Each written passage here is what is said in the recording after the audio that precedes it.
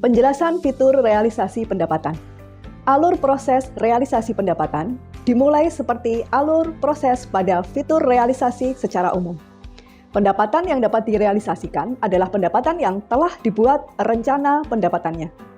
Nilai realisasi pendapatan dapat melebihi nilai rencana pendapatan. Berikut video tutorialnya.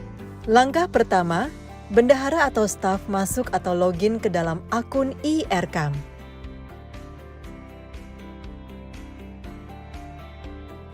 Pilih menu realisasi yang terdapat di sebelah kiri layar.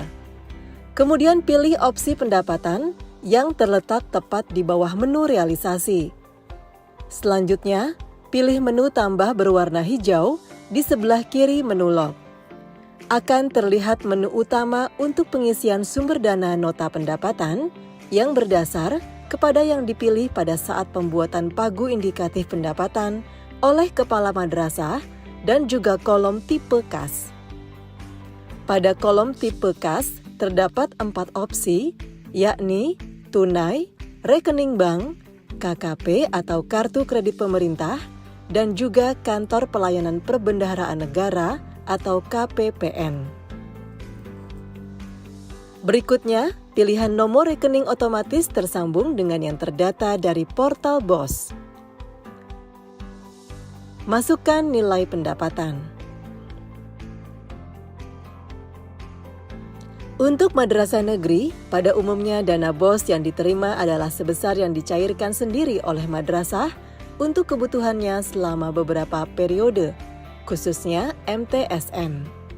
Untuk madrasah swasta, pencairannya sesuai dengan tahap yang telah ditetapkan, tahap 1 dan 2.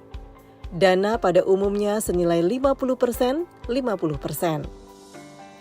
Untuk bagian keterangan bersifat opsional. Tidak diwajibkan untuk mengisi bagian keterangan.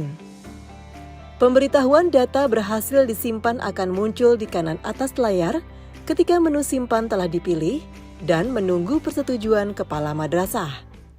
Untuk mengubah data, silakan pilih menu ubah pada kolom aksi yang terdapat pada sebelah kanan tabel.